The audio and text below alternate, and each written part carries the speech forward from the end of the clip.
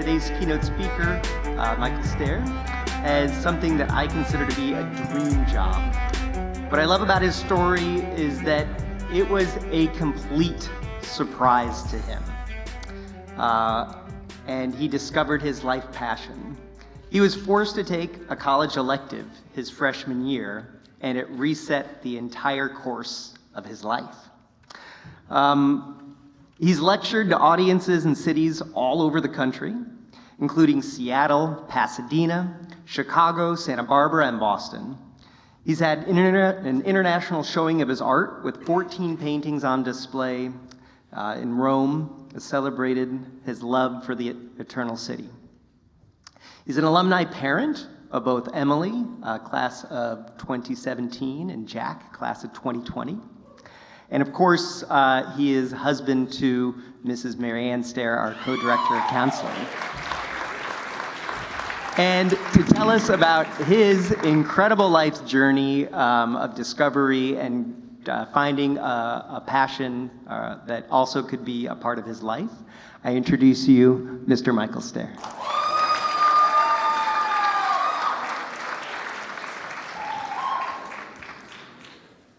Thank you, Mr. McKee, for that kind introduction. And good morning, pilots. Certainly is a pleasure to be here with you this morning for Career Day in Kelly Gym.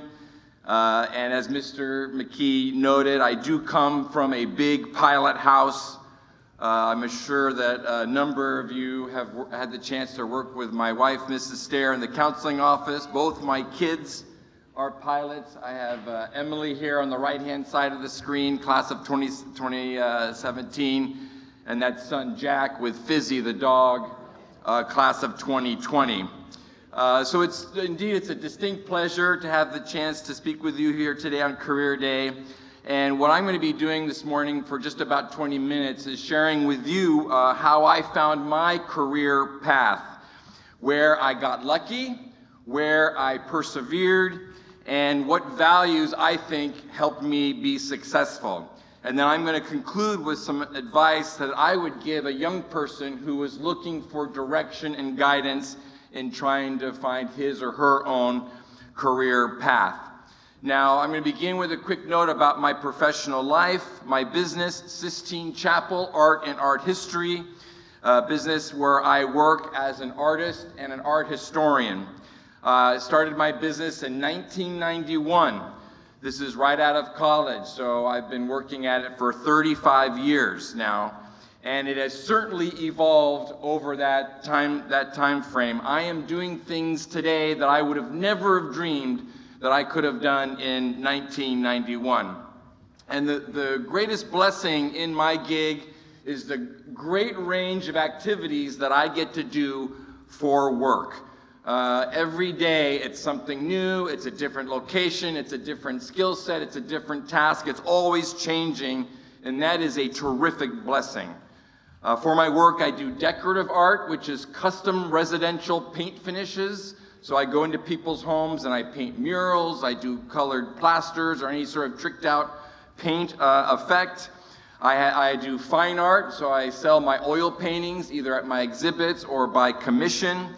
And then I work as an art historian, delivering lectures, not too different than what we're doing today, on art history related topics. And I also guide art history tours to Paris and to Rome. Now, Jerry Seinfeld, show of hands of people who know the name Jerry Seinfeld. Okay, I know all the blue hairs, all the old people. Okay, not so much the younger audience. But Jerry Seinfeld is a famous comedian who once lamented that when people go to their high school reunions, it's all about, well, you know, who's making the most money. Everyone wants to know who's making the most money. And Jerry Seinfeld thought that was way off. It should be about who has the coolest job. And I have to tell you that when I go to my class reunions, you know, I'm in the running for that title as coolest job. Many of my classmates make a lot more money than I do, okay, to be sure. All right. However, money is not always the best barometer. Okay, it's a trap. It's a trap that you can fall into if that's all that you are chasing. Okay, because there's this thing about money. If you have $100, you want 150. If you have 150, you want 200. And you keep chasing and you chasing and chasing. So that's not always the best avenue to try to find happiness. Okay, now don't get me wrong, the money's nice and you need the money for a lot of things that we need in our daily lives. But be careful about making that the focus when you choose what it is that you're going to do. Okay, now when I was in high school, I was pretty much your typical knucklehead, where I played a lot of sports. I really enjoyed time with my friends. You can see the picture of the jump shot here. I mean, I know the shorts are brutal. I know the shorts are brutal and evidence of a huge generation gap. Okay, but the form, I don't know the basketballers in the audience, the form is perfect. The form is perfect. Okay, so I had a great time with my friends in high school. And in high school, to satisfy the art requirement in high school, I took foods and nutrition because I was intimidated by what was going on in the studio art classroom. And my friends love to tease me about that now that I'm a professional artist. Okay, from high school, I go to Stanford University, where I was an invited walk-on the baseball team. Pretty exciting, yeah, pretty exciting. Was that Miss Hunter in the house there? Yeah. Okay, now, indeed, this was a tough time to be an invited walk-on because Stanford was in the process of winning their back-to-back D1 national titles. So not the best time to be an invited walk-on. And in fact, Stanford had their choice of the baseball players from around the nation. I can remember the third baseman was from Florida, the shortstop was from Oklahoma, the second baseman was from Oregon, and I just was not that kind of player. I did get to participate in 2 fall seasons, played in a total of 3 games, and I still have nightmares about tryouts, so certainly do have some hang-ups with that. Eventually, the fall of my sophomore season, I was cut from the baseball team, and in retrospect, that was a huge blessing. It crushed me in the moment, but in retrospect, a huge blessing because it opened up all these academic opportunities that I wouldn't have been able to take advantage of if I had the time commitment of being on a team. All right, so those academic opportunities ended up being very important for me in college. I graduated in 1991 with a double major, degrees in political science and art history, okay, with absolutely no plan with what I was gonna do with those degrees.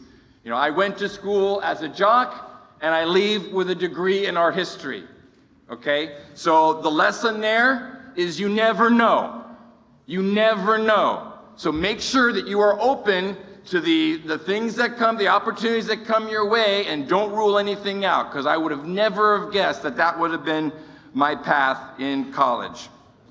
Now, my approach in deciding what I was going to study was to study what interested me, not what I thought was going to make me money, okay? Because I had heard too many times from classmates that studied what they thought was going to make them money, they hated it, they ended up not using it as in a profession, and it was a lose-lose. So the advice for myself, I studied what was interesting to me, and my advice to my children was study what interests you, not what you think is going to make you money. Okay, during my art history coursework at Stanford, I met this woman, Jody Maxman. And this is this incredible professor that changed the trajectory of my entire life. Her love and her passion for the subject of art history was absolutely infectious. And if you sat in her classroom, you couldn't help but get enthusiastic and get energized by what she was teaching. And that certainly is what happened in my case. She agreed to be my advisor in my art history study. And in my last 2 years in college, I basically was spent entirely in the art history department.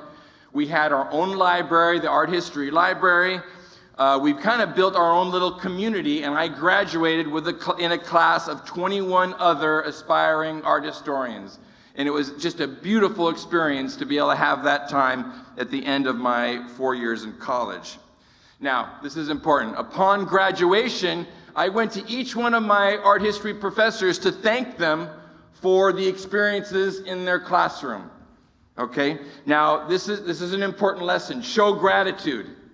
Okay, if someone has an impact on you, someone shares a blessing with you, show gratitude for that. Express that to them. Okay, and I can recall going into Dr. Miller's office, Dr. Dwight Miller, who was the specialist in the Italian Baroque, which was my field of emphasis. And I can still remember to this day, 35 years later, as we were shaking hands, what Dr. Miller said to me, and I've never forgotten it. He looked at me and said, "Mr. Stehr, what you've learned in my classes probably won't earn you a dime, but it'll certainly enrich your life." And he was absolutely correct in one regard. It has completely enriched my life. And the amount of joy that my appreciation for art and art history that brings me is hard to categorize.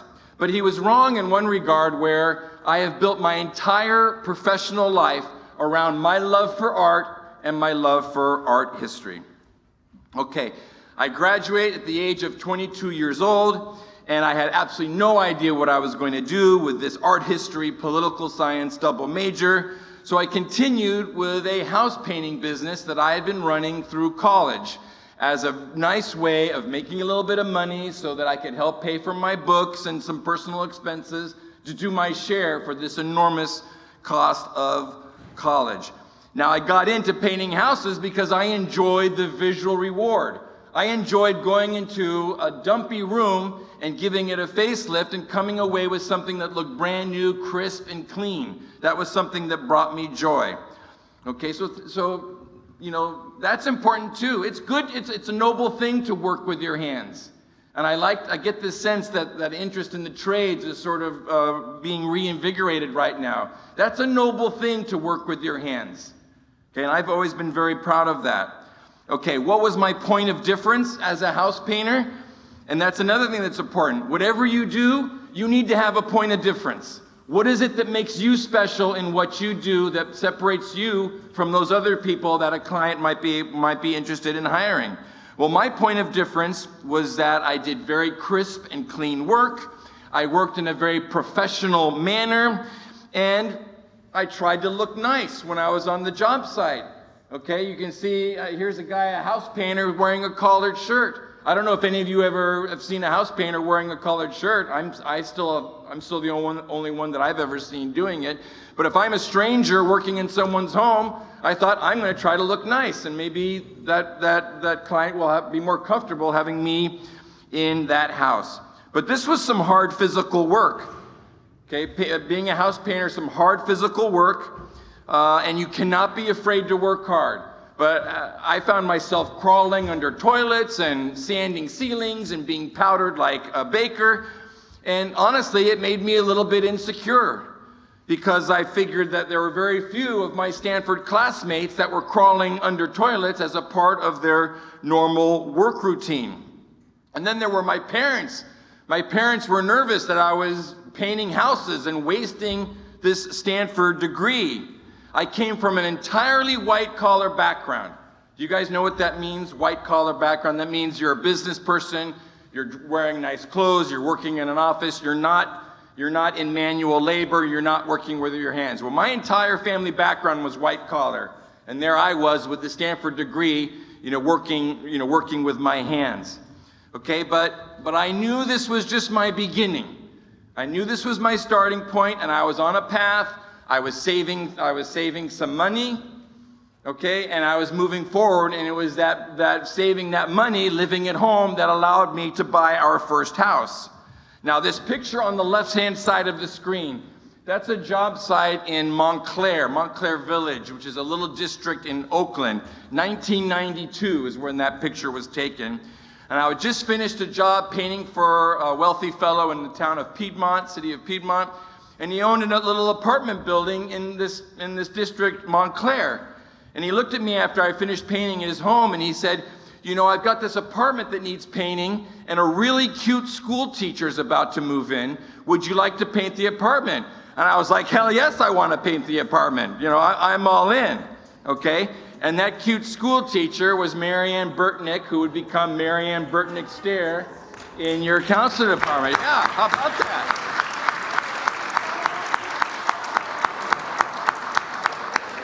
Okay, so Marianne and I got married in 1996. Okay, the lesson here, you never know. You never know. I thought it was just a paint job, okay? So you never know. You never know. Okay, we honeymooned in Paris, 1996. We honeymooned in Paris, Rome and Paris. And I was sharing my love for art history with Marianne as we were walking through the various galleries. And we found that there were always strangers and bystanders that were eavesdropping and following us, trying to hear the stories I was sharing. And this is where I got the idea of guiding art history tours to Rome and to Paris. This upcoming Monday, I'll be leaving for Rome to guide my 25th tour of Rome. So that's all very exciting. Thank you. Okay, so at this point, I'm just going to very briefly go through each facet of my business in a little bit more detail. The decorative art that I do, this is custom residential paint finishes. So colored plaster, gold leafing, murals, any of these sort of interesting paint effects that you see in a home. This evolved very naturally out of my house painting business. And then when I wanted to move to that next level, I started taking classes, I was buying books, I was practicing late at night, and that allowed me to develop my skill set. Here I am working in a home at Lake Tahoe, doing a custom wall finish, nice collared shirt, okay, good proud collar on that shirt. I always try to be the best dressed tradesman on any job site, and usually that's the case until I ran into this guy. This is Don the wallpaper hanger at a job site in Palo Alto, and I got one look at Don, and I wanted to throw rocks at myself. And I said, Don, you're beautiful, I gotta get a picture. Okay, and we got this selfie here, but here he is wearing a necktie. But think about this for a second. Think about this is an easy thing to do. This is an NTN, no talent needed. Okay, if Don is gonna put this much effort into how he's presenting himself when he's working, how much effort do you think he's gonna put into his work? A lot of work, a lot of effort. Okay, I don't have to look at any of Don's work. I'm hiring Don to work in my house because I can tell he cares. Okay, so when you have your first few jobs, make sure your client knows that you care. Find a way to show that you care. Okay, here's my son Jack. We're doing a gold leaf on the ceiling, and oftentimes we do a little painted decoration over that gold leaf. One thing I've gotten particularly good at is hand-painted wood grain. So here is a door that's painted an orange color, and then I paint the panels to make it look like it's wood. So there's no actual stained wood there. That's all done with paint. Here's a cool decorative border around a ceiling. This is a ceiling that I did in a library in a home in Oakland. And the jobs that are murals are always fun. This is a mural of Rome and Tivoli, and a dining room in Piedmont with sort of a pastoral scene. Okay, key in here. Okay, keys to success. What's my point of difference in this work is that I'm easy to work with. Okay, clients and other tradesmen find me easy to work with. I get along with others. Okay, and then I work in a very professional manner. Now that's a word that you hear a lot, professional, be professional. Well, what does that really mean? Okay, that means being on time. That means being reliable, being a good communicator. Someone sends you an email, respond to that email. Being able to work with others. Here's two really good ones that I like. Be humble. Be humble. Be modest. Okay? Some of those values are a little bit lost in our culture today. Be humble. Be modest. Have a good energy level. These are all important qualifications for any job. Okay, for my work in fine art, I started in the late 1990s, completely self-taught. I was probably terrible, okay? But I worked at it and I learned through looking. I basically used my favorite painters that I studied in art history as my teachers, and that's how I learned to paint how I wanted to paint. Since 2008, every year I have an annual exhibit at the Piedmont Center for the Arts, and the people that run that gallery at the Piedmont Center for the Arts routinely say that my exhibits are the best looking shows that they have every year. And it's not because I'm the best artist, it's because no one's willing to work as hard as I work. I build frames for all the paintings, I finish those frames, I paint the gallery walls on occasion. I do gallery lettering, so it looks more like a museum experience. No one else is willing to do that kind of hard work. Okay, I get a handful of commission projects every year, and those are always nice. This large painting, Cityscape of San Francisco, was for a home in San Francisco. A large Bay Area panorama for a real estate development company in Berkeley. But it's always fun to go back to a home where I have art hanging to get a sense of how my art is enriching someone's home environment. I mean, that's a wonderful blessing and a gift that I get to do that. Now, my point of difference for my fine art work, again, it's being easy to work with, okay? And also that willingness to do extra, to work hard and build the frames and put the exhibit together. But then also a willingness to compromise, okay? I don't always just paint the things that I want to paint. I paint the things that I think I might be able to sell. You don't always get to do everything that you want. You have to compromise. And that's allowed me to be a better businessman as an artist. Okay, and then lastly, in my work as an art historian, I give lectures and I lead guided tours. The lectures I give to various social groups, church groups throughout the greater Bay Area. The trips to Rome and Paris are actually really, really hard work because you're sort of the cruise director, you're in charge of everything, and it's a lot of energy. You've got to be charming and interesting all the time, and it's a lot. But it's a thrill, it's an absolute thrill to share my love for the art history with others and see them get excited about that same art and art history. I did my first tour in the year 2000, and I was scared to death. Scared to death. I was barely qualified to be doing what I was doing, okay? And so be prepared for that, okay? You don't roll out of the rack, graduate from high school or college, and immediately are a master at what you're doing. There's some uncomfortable moments there where your learning curve is very steep, and you have to embrace that because that's growth. That suffering and that discomfort means that you're learning and you're doing something new and challenging. So that first tour in 2000, it was a good thing that of the 6 clients, I think majority of them, 4 were family members, because I'm sure the product wasn't all that great. But now I've done probably 20 plus tours in Paris and in Rome. These are small groups, 5 to 8 people, where my clients feel very cared for. But I have to say that I have built some wonderful relationships along the way. Okay, people skills. Your people skills are really important. Okay, don't be a jerk. You need to be easy to work with. You need to be accommodating. Okay, doesn't matter how talented you are. If people don't like you, they're not going to hire you. Okay, so people skills, very important. But building these relationships with local guides, with hotel staff, and of course with my travelers. And this is where I get to work with my daughter Emily, who serves as our culinary guide. And I love this picture. Here we are in Rome, just crushing these enormous cones of gelato. And I'm pulling a paycheck. I'm pulling right there. You see that? That's stracciatella e caffè. And I'm pulling a paycheck right there. So that's a real boondoggle. And I feel it's a tremendous blessing to be able to have that opportunity. Okay, what's my point of difference in my art history tours? People find that my love for the subject, my energy and my enthusiasm is infectious. And it has them very willing to climb aboard and go along for the ride. So think about that. With whatever it is that you decide to do, if you do something that you love, you're going to be good at it. You can't help but be good at it. And people are going to appreciate what you are doing. They're going to be interested. So if you want to be successful as an artist, you have to be willing to hustle. I couldn't support our household with just one of these 3 facets of this work. I need all 3 of them. Okay, but you have to be willing to hustle. You have to be willing to work hard, because hard work earns luck. Okay, good things happen to people who are willing to work hard. And you're going to have to ask yourself some tough questions. Okay, what's your energy level?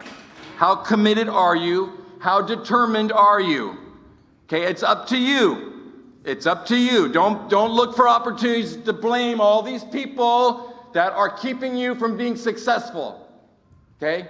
Ask yourself those tough questions. It's up to you. You have to be willing to work hard and make the sacrifices. Okay? Now, again, that importance of building relationships. Look for opportunities to build relationships with people. Don't just say, hey, what's up, and be on your way. Okay, because you never know where those relationships will lead to. Okay, I've got Sandrine Bourbon, who's the head of the group visits department at the Musée d'Orsay in Paris, one of the greatest museums in the world, and I've kept engaging with her via email, and I thought, well, let's build a relationship here. Okay, here's Ami Fournier. She's my contact at the Vatican Museum. Okay, and now we're friends. We've been working together for 10, 15 years. So look for opportunities to build relationships, because you never know where those relationships will lead. Okay, here, and I'm going to just go through some bullet points as we're wrapping up here this morning. And if you're a note taker, if that's your thing, this is where you want to be busy. Okay, you need to master the NTNs. Master the NTNs. No talent needed. Okay? Master the NTNs. Be on time. Have a good attitude. Have a good energy level. That's all up to you. You don't have to be a super stud. You just have to be disciplined. Okay? Present yourself well. Present yourself well. It's okay to be overdressed. There is no such thing as being overdressed. Don't be underdressed. Present yourself well. It makes a difference. Okay? And try to impress. Okay? Be willing to do a little bit extra. Okay, also, there are very few straight lines in life. Okay, this is important. Very few straight lines in life. It's not A to B. No, it doesn't work that way. It's A to B. Oh, shoot. To C, to D, to E, to F, and then you get to your destination. Okay, so you have to persevere, and you have to have patience. You're not going to graduate from college, and someone's going to hand you your dream job. Doesn't work that way. So be prepared to be patient. Okay, last 2 points. Okay, be aware of your superpower. What's your superpower? What's something that you're good at? What's something that separates you from your classmates? What's your special gift? Try to pick a path that utilizes that superpower. Okay, and then lastly, what are your limitations? Okay, don't ignore what your limitations are. Be aware of your limitations. I had anxiety problems when I was in school. I worried too much about the classwork. I felt too much stress. So I wasn't going to sign up to be a brain surgeon. That wasn't going to be a good match. Okay, so be aware of your limitations as well as you begin to funnel yourself in a career path. All right, well, thank you very much for your time. Thank you.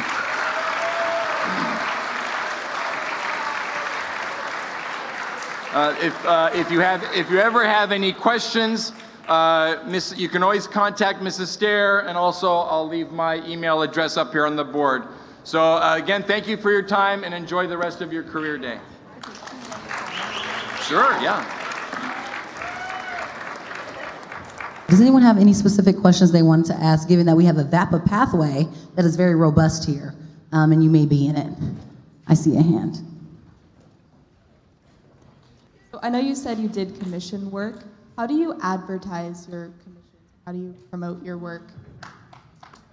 Okay, that's a good question. How do you get your work out there? How do you get people to know about you? So I've benefited from the fact that each part of my business feeds the other part of my business. So when I sell a painting, it's usually someone who's come to one of my lectures, or maybe someone who's gone on one of my trips, or I've worked in that person's home and they discover that I do art. So there's this thing where each part of my business sort of feeds the other part of my business. I have a little presence on Instagram. That's one of the great quandaries facing all artists, is how do you get people's eyeballs in front of your work? But this is probably the best time for artists, because of social media, getting people's eyeballs to see what you're doing. You just got to start producing, try to get your images out there digitally. Don't be afraid to put a painting under your arm and go show it to somebody, because it always looks better in person. And be persistent. You know, I've got a client in Piedmont that I've been trying to sell paintings to for about 6 months now, and she keeps ignoring my text messages, but I keep sending them. Okay, I keep sending them because, you know, persistence can pay off, and it shows determination, and most people will admire and respect that. Okay? Thank you. Don't be shy. If you have a question, this is the time to ask it. Can you go back one slide? Thank you. He's a note taker. Oh, This man's ready. I like note takers. I'm a note taker too. You mentioned you have a couple of your favorite artists. Is there any of those artists that have inspired your work? So the question is, do I have favorite artists and do they inspire my work? Absolutely. If I had to pick, well, I'm going to just say two. The first would be Michelangelo, because the art that he offers with the Sistine ceiling and the Dome of St. Peter's and the Pietà and sculpture was so beyond contemporary standards. He was such an outlier that people thought he wasn't from this earth. There's just something that I'm so awe-inspired by. But his work doesn't really influence mine. The artist that influences my painting is a French artist named Jean-Baptiste Camille Corot, C-O-R-O-T. And he's regarded as one of the great precursors to the Impressionists. And the more you study about him, the more you appreciate his art, because he was a jewel of a man, extremely generous, couldn't support himself for the vast amount of his career, and once he started making money, he gave it away to his friends. So to answer your question, those two in particular, but more importantly, Camille Corot is my favorite painter. Lovely. We have two questions over here. What's one piece of advice you have for opening commissions for the first time? For getting a first-time commission? Commission work is really hard, because the ideal sale is when you paint something, a client sees it, and they buy it. Commission work is difficult because a client has an idea, and you have to match that idea, and even the best painter sometimes has a hard time matching that idea. I guess my best advice for commission work was to be prepared that there could be some failure. The walls of the Louvre Museum are covered with paintings that were rejected by the patron. Just because you do a commission and it's rejected doesn't mean it's a bad work of art. But you have to be willing to produce art so a potential client can see it and get a sense of what you can do. And as you enter into commissions, make sure that your client has an opportunity to view a preparatory drawing, get the drawing approved, do a small sketch, color sketch with color, get the color sketch approved, and then embark onto the final painting so that there's less possibility of a surprise at the end. Okay, is that it?